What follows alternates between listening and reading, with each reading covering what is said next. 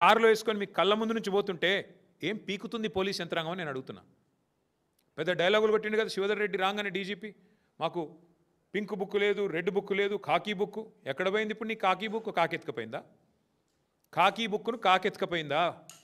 ఎక్కడ పోయినాయి మీ పోలీసు యొక్క దమ్ములు, మీ పోలీసు యొక్క తెలివితేటలు, చాతుర్యాలు ఎక్కడ పోయినాయి? కాంగ్రెస్ కార్యకర్తల కంటే హీనంగా పనిచేస్తూ మా కార్యకర్తల మీద ఒక రీట్వీట్ పెడితేనేమో 20 రోజులు జైల్లో పెట్టిన పోలీసులు ఏం పీకుతున్నారు ఇప్పుడని నేను అడుగుతున్నా. సిగ్గుందా అసలు పోలీస్ యంత్రాంగానికి రాష్ట్రంలో? అధికారులు ఈ రకంగా తొత్తులుగా పనిచేస్తారా ముఖ్యమంత్రికి? శివధర్ రెడ్డి గారు మీకు కొంత నిజాయితీ గల అధికారాన్ని పేరుంది, ప్రూవ్ చేసుకోండి, చేతనైతే ప్రూవ్ చేసుకోండి. ఎస్, తుపాకీతో బెదిరించిన మాట వాస్తవం అని మంత్రి కుమార్తె చెప్తుంది. మీ పోలీస్ రిపోర్ట్ కూడా చెప్తుంది బెదిరించింది ఓఎస్డీ అని మీరు అంటున్నారు. కాదు, బెదిరించింది ముఖ్యమంత్రి ఇచ్చిన తుపాకీతో ముఖ్యమంత్రి సన్నిహితుడు రోహిన్ రెడ్డి బెదిరించిండని మంత్రి గారి కుమార్తె చెప్తుంది. ఎస్, ఎంక్వైరీ చేయండి. ఎవరిని లోపలేస్తారా వేయండి. రోహిన్ రెడ్డిని వేస్తారా, సుమంత్ని వేస్తారా, ఎవరిని వేస్తారో వేయండి. పోలీసు యొక్క నిజాయితీని రుజువు చేసుకోండి. మీరు కూర్చొని వాటాలు పంచుకుంటే సరిపోతుందా? మీరు కూర్చొని సెటిల్మెంట్లు చేసుకొని ఈయనకు షాల్వా కప్పి ఆయనకు స్వీట్ తినిపించుకొని ఏదో దీపావళికి ఒకరింటికి ఒకటి పోయినట్టు ఇద్దరు కలిసి నిన్న మొన్ననేమో ఇష్టం వచ్చినట్టు తుపాకీతో బెదిరించి, మరి దీపావళి తుపాక నిజం తుపాక కూడా బయటికి రావాలి. ఎందుకంటే ఇంత దుర్మార్గంగా, ఇంత కిరాతకంగా ప్రభుత్వంలో ఉండే పెద్దలు వాటాల కోసం ఇంత దిగజారి రాజకీయాలు చేస్తూ ఇంకా ఎంత ఘోరం అండి, నాకు అర్థం కాదు అమ్మాయి మాట్లాడిన మాటలు. మంచిరేవులలో ఒక ఎండోమెంట్ ల్యాండ్ ఉంది. ఆ ల్యాండ్కు సంబంధించి ముఖ్యమంత్రి గారి తమ్ముడు మమ్మల్ని బెదిరిస్తున్నాడు ఓపెన్గా చెప్తుంది ఆమె. అసలు ఆయన గన్మెన్లు ఎందుకు? ఎండోమెంట్ భూమిలో ఒక ఫైల్ మీద మా అమ్మ సంతకం పెట్టింది. సంతకం పెట్టిన తర్వాత ముఖ్యమంత్రి గారు జపాన్లో ఉన్నాడు, ఫైల్ తెప్పించుకున్నాడు. నేను అడుగుతున్నా, మంత్రులుగా ప్రమాణం చేసినప్పుడు ఓత్ ఆఫ్ సీక్రసీ అని ఉంటుంది.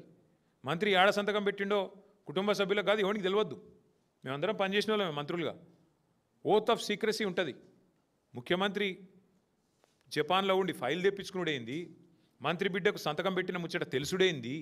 ఏం జరుగుతుంది రాష్ట్రంలో? సర్కసా లేకపోతే ఇంకేమన్నా? దీన్ని ఏమనాలి ఇంకా కాంగ్రెస్ గవర్నమెంట్? మేము ఇంత అరాచకమా? ఇంకొక మాట, ఈ జూబ్లీ హిల్స్ ఎలక్షన్స్ జరుగుతూనే ఉన్నాయి. వీళ్ళకి ఏమాత్రం సిగ్గులేదు. ప్రజలు ఏమనుకుంటారో అన్న సోయి కూడా లేదు. ఇక్కడ ఇట్లా రౌడీ ముక్కలు ఇక్కడనేమో తుపాకులు పట్టుకొని వీళ్ళు తిరుగుతారు. పారిశ్రామికవేత్తలకు తుపాకులు పెడతారు. ఇంకో దిక్కేమో ఊరేగింపులు తీస్తున్నారు సిగ్గు లేకుండా. రౌడీలను గుండాలను వేసుకొని ఊరేగింపులు. ఇదేనా మీరు ఏం మెసేజ్ ఇద్దామనుకుంటున్నారు దేశానికి, రాష్ట్రానికి? ఇంతమంది పెద్ద పెద్ద రౌడీ ముక్కలు వేసుకొని ఊరేగింపులు తీసి హైదరాబాద్లో ట్రాఫిక్ని స్తంభింపజేసి ఏం చేద్దాం అనుకుంటున్నారు ఈ రాష్ట్రాన్ని? కేసీఆర్ గారు ముందే చెప్పినారు, వడ్డిచ్చిన విస్తార్ లాంటి రాష్ట్రం కుక్కలు చెప్పిన విస్తార్ చేస్తారు కాంగ్రెస్ గెలిస్తే అని. ఇవాళ ప్రజలకు అర్థమవుతుందని నేను అనుకుంటా ఉన్నా. చూడండి ఏం జరుగుతున్నదో, ఎంత అరాచకం జరుగుతున్నది. ఇక్కడ ఒక ఐఏఎస్ అధికారిని ఇవాళ విధి లేని పరిస్థితుల్లో ఆయన వాలంటరీ తీసుకొని పారిపోయే పరిస్థితి తెచ్చింది కాంగ్రెస్ ప్రభుత్వం. ఒక 8-9 ఏళ్ళు సర్వీస్ ఉండంగా ఒక మంచి నిజాయితీ గల అధికారి ఆయన రిజ్వీ గారు. ఇద్దరు ముఖ్యమంత్రి అల్లుడు, మంత్రి కొడుకు, ఇద్దరు పంచాయతీల ఒక ఐఏఎస్ అధికారి బలి. ఇంత అరాచకం. ఇంకా ఘోరం. ఎంత విచిత్రం అనిపిస్తుందంటే మాకు, క్యాబినెట్ సమావేశంలోనే తిట్టుకుంటున్నారంట. పొంగులేటి శ్రీనివాసరెడ్డి అంటే ఆయన మంత్రి గారు కుమార్తె చెప్తుంది, నా మాట కాదు ఇది. పొంగులేటి శ్రీనివాసరెడ్డి మా టెండర్ల తలదూర్చిండు. ఆమె కుల్లా చెప్తున్నది, ఏం సిగ్గుపడతలేదు. మా డిపార్ట్మెంట్ టెండరు అంటే వాళ్ళ ఇంటి పంచాయతీ లెక్కనే ఉంది ఇది. మా డిపార్ట్మెంట్ టెండరు, మేము మా ఓన్కి వేసుకోమని చెప్పినాం. మంత్రి ఫోన్ చేసిండు పొంగులేటి, మీరు టెండర్ వేయొద్దన్నాడు. అయినా మా ఓడు టెండర్ వేసిండు. మా ఓన్కే టెండర్ వచ్చింది. వస్తే ఆయన కోపం వచ్చింది. కోపం వస్తే టెండర్ క్యాన్సిల్ చేసిండ్రు. ఎండోమెంట్ టెండర్ని తీసుకుపోయి R&Bలో తీసుకుపోయినరు. ఇంత బాహాటంగా టెండర్లు, రిగ్గింగు, బెదిరింపులు, మంత్రులు ఒకరినొకరు బెదిరించుకోవడం, రింగు కావడం, ఇంత నికృష్టమైన వ్యవహారం ఈ దేశంలో ఎప్పుడైనా చూసినామా మనం? డైరెక్ట్గా మంత్రులు ఒకరి మీద ఒకరు ఆరోపణలు చేసుకోవడం. నేను అడుగుతా ఉన్నా, మరి పొంగులేటి శ్రీనివాసరెడ్డి ఇన్ని అరాచకాలు చేస్తుంటే, ముఖ్యమంత్రి ఇంత డైరెక్ట్గా దిగజారి పనిచేస్తుంటే ఏం చేస్తున్నారు నాకు అర్థం కాదు ఈ రాష్ట్రంలో పోలీసులు. ఈ రాష్ట్రంలో బీజేపీ వాళ్ళు ఏం బిక్తున్నారు? ఇంకొక మాట నేను అడుగుతున్నా, ఉత్తమ్ కుమార్ రెడ్డి పేరు తీసుకున్నది ఆ అమ్మాయి. నేను ఉత్తమ్ అంకుల్కి ఫోన్ చేసిన డెక్కన్ సిమెంట్స్ విషయంలో, ఆయన నాకేం తెలియదు అంటాడు. మరి ఉత్తమ్ కుమార్ రెడ్డిని ఎందుకు పిలిచి విచారించారు? ఉత్తమ్ కుమార్ రెడ్డిని పిలిచి పోలీసులు విచారించాల్సిన అవసరం లేదా? నీ నియోజకవర్గంలో డెక్కన్ సిమెంట్స్ విషయంలో అరాచకం జరుగుతుంది, అక్కడ తుపాకీ పెడతారు, ఈ రకంగా ఆరోపణలు ప్రత్యారోపణలు జరుగుతాయి, ఇదంతా ఓపెన్గా జరుగుతుంది. ఎందుకు ఉత్తమ్ కుమార్ రెడ్డిని విచారించరు? ఎందుకు రోహిన్ రెడ్డిని పోలీసులు విచారించరు? ఎందుకు ఓఎస్డీ సుమంత్ను విచారించరు? ఇదేమన్నా మీ ఇంటి వ్యవహారమా లోపల వ్యవహారమా? ఇంకోటి ఇప్పుడు రిజ్వీ గారి గురించి కూడా నేను ఒకటి గుర్తు చేస్తా ఉన్నా మీకు.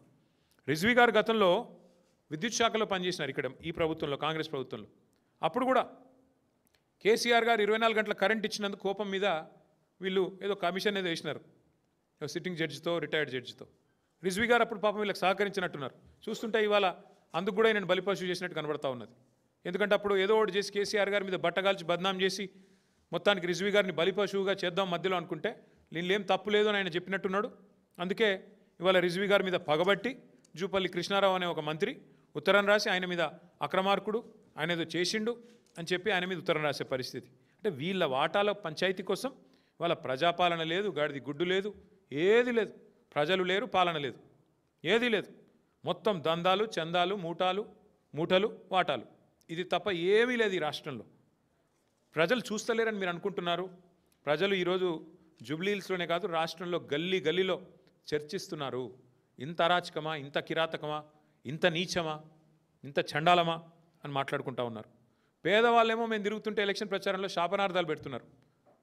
100 రోజుల్లో అన్ని ఇస్తున్నాడు, వీని బొంద వీడేమి ఇవ్వలేదు, వీని ఓడగొట్టాలా, బొంద పెట్టాలా కాంగ్రెస్ అని ప్రజలు పేదవాళ్ళు తిరుగుతున్నారు. చదువుకున్న వాళ్ళు గీ రౌడీగాళ్ళక మేము అవకాశం ఇచ్చింది, పారిశ్రామికవేత్తలకు తుపాకులు పెట్టేటోళ్ళు, మొత్తం రౌడీ ముక్కలు వేసుకొని ఊరేగింపులు తీసేటోళ్ళు, వీళ్ళ కోటేస్తామా అని చదువుకున్న వాళ్ళు చెప్తా ఉన్నారు. 420 హామీలు గంగలో పోయినాయి, 6 గ్యారంటీలు గోదావరిలో కలిసిపోయినాయి. పరిపాలన ఎక్కడో పోయింది, ప్రజలు ఎక్కడో పోయినారు.